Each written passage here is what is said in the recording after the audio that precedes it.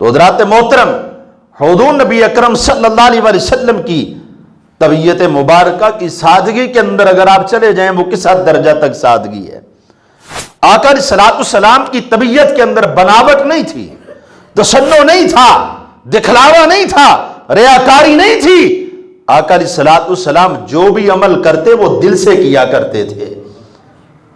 ہم آج اگر روئیں نا تو ہم سوچتے دل کے اندر یہ ہیں، لوگ کہیں گے پاجی بندہ بڑا روندا ہے، یہ میرے سامنے جڑے ویلے ذکر کرو رونا شروع کر دیتا ہے۔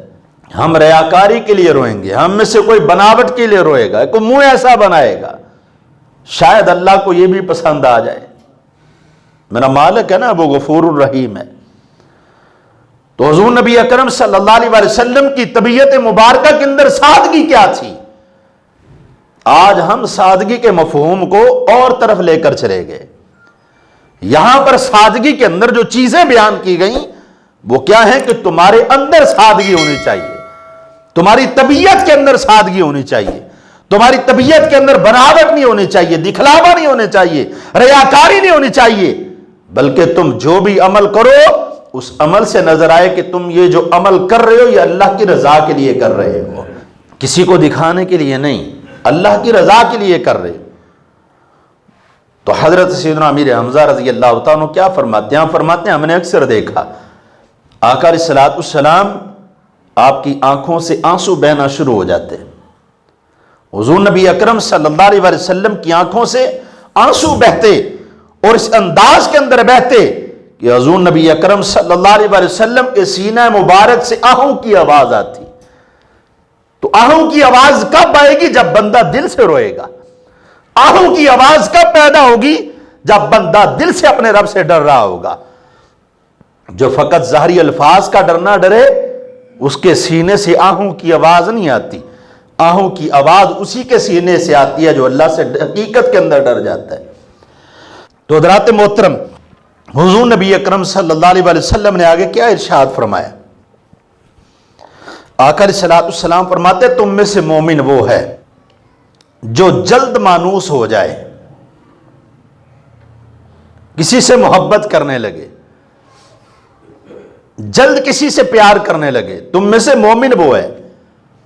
آج ہم کہتے ہیں بس میں اتنا سخت مزاج ہوں کہ کوئی بندہ میری سختی کو برداشت نہیں کر سکتا۔ اب جس بندے کی طبیعت کے اندر یہ سختی موجود ہے وہ بندہ آقا علیہ الصلوۃ والسلام کی حدیث پاک کا مطالعہ کرے، اس کو بار بار پڑھے۔ کس لیے؟ کہ آقا علیہ الصلوۃ والسلام کیا فرما رہے ہیں کہ تم میں سے مومن وہ ہے کہ جو دوسروں کی طرف مانوس ہو جائے اور جلدی مانوس ہو جائے، جلدی کسی کے ساتھ پیار کرنا شروع کر دے۔ کس لیے؟ کہ فلاں نے کلمہ پڑھا یہ میرا مسلمان بھائی ہے، اس نے کلمہ پڑھا یہ میرا مسلمان بھائی ہے، اس کے لیے احساس پیدا ہونا شروع ہو جائے۔ مانوس ہونا کیا ہے کہ تمہارے دل کے اندر مومن بھائی کے لیے احساس پیدا ہونا شروع ہو جائے۔ تو جس بندے آقا علیہ الصلوۃ والسلام کی حدیث کے اندر بھی بہت سی حکمتیں موجود ہیں، جس بندے کے دل کے اندر کسی کے لیے احساس پیدا ہوتا ہے، کیا وہ کبھی کسی کے حق پر ڈاکہ ڈالے گا؟ کبھی کسی کی چوری کرے گا؟ کسی کو بیچ رستے لوٹے گا؟ کیا کبھی کسی کا حق کھائے گا؟ نہیں، اس لیے کہ اس کے دل کے اندر اپنے مومن بھائی کا احساس موجود ہے، اپنے مومن بھائی سے پیار کرتا ہے۔ تو آقا علیہ الصلوۃ والسلام یہاں پر یہی فرما رہے ہیں کہ تم میں سے مومن وہ ہے جو جلد کسی کے ساتھ مانوس ہو جائے اور پھر دوسرے کو اپنی طرف مانوس کر لے۔ تمہارا بول ایسا ہو، تمہاری زبان کے اندر مٹھاس ایسی ہو، تمہارا لہجہ ایسا ہو، تمہارے محبت بھرے الفاظ ایسے ہوں، تم بولو تو سننے والا تمہارا دیوانہ ہو جائے، تم سے پیار کرنے لگ جائے۔ حضور نبی اکرم صلی اللہ علیہ وسلم آپ کے بارے میں کفار یہی کہا کرتے تھے نا، ابو جہل، ابو لہب، عتبہ، شیبہ یہی کہا کرتے تھے۔ جو بھی مکہ المکرمہ میں داخل ہوتا اس کو کہا جاتا کہ محمد عربی کی بارگاہ میں نہ جانا، تم اس کے پاس سے گزرو گے تو مسلمان ہو جاؤ گے، اس کی مجلس میں بیٹھو گے تو مسلمان ہو جاؤ گے، اس کی گفتگو سنو گے تو مسلمان ہو جاؤ گے۔ کس لیے؟ میرے آقا کے لہجے میں بھی نرمی تھی، میرے مصطفیٰ کے لفظوں میں بھی نرمی موجود تھی۔ آقا علیہ الصلوۃ والسلام کی طبیعت کے اندر یہ سادگی تھی۔ آقا علیہ الصلوۃ والسلام کا لہجہ اتنا میٹھا تھا، آقا علیہ الصلوۃ والسلام کے الفاظ اتنے میٹھے تھے کہ جو بھی مصطفیٰ کریم کی بارگاہ کے اندر جاتا وہ پیارے مصطفیٰ کا غلام بن کر رہ جایا کرتا تھا۔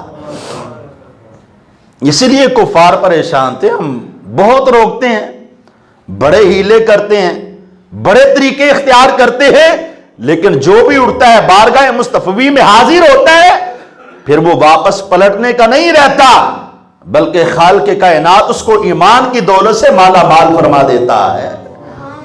تو صحابہ کرام علیہ رضوان آقا علیہ الصلوۃ والسلام کے نام پر جان قربان کرتے تھے، اس لیے کہ انہوں نے دونوں درس مصطفیٰ کریم علیہ الصلوۃ والسلام کی بارگاہ سے سیکھے کہ یا خود کسی کا ہو جا یا کسی کو اپنا کر لے، ان دونوں صورتوں میں سے کوئی رستہ اختیار کر لے تو تم مومن ہے۔ اگر تیری طبیعت کے اندر سختی ہے اور تو کلمہ بھی پڑھتا ہے، تیری طبیعت کے اندر سختی ہے تو نمازیں بھی بڑی پڑھتا ہے، تیری طبیعت کے اندر سختی ہے تو روزے بھی رکھتا ہے، تو سارا روزے رکھتا ہے، تو پھر خالق کائنات کو تیرے روزوں کی پرواہ نہیں، تیری نمازوں کی پرواہ نہیں، تیرا اچھا بول بولنا اتنا اعلیٰ ہو کہ تیرا اچھا بول تمہارے لیے صدقہ بن جائے، تیرے لفظ کسی مومن کے لیے دکھی کا سہارا بن جائے، تو پھر خالق کائنات تمہاری نمازوں کو بھی قبول کرے گا، تمہارے روزے کو بھی قبول کرے گا، تمہارے حج کو بھی قبول کرے گا۔ اگر میری اور آپ کی طبیعت کے اندر سختی موجود ہے پھر یہ نہ سمجھنا ہم مومن ہیں، مومن وہ ہے جس کی طبیعت کے اندر نرمی آ جائے، تمہارا لہجہ کسی کو اپنی طرف مانوس کر لے، اور کوئی غیر مسلم ہے تمہارا لہجہ دیکھے، تمہارا بول دیکھے، وہ کلمہ پڑھنے پر مجبور ہو جائے، وہ مسلمان ہونے پر مجبور ہو جائے، پھر سمجھ لینا کہ خالق کائنات نے تمہیں سچا مومن بنا دیا ہے، تو حقیقت کے اندر سچا مومن ہے۔ اگر ایسا نہیں ہوتا تو پھر اپنی طبیعت پر ہمیں غور و فکر کرنا ہوگا۔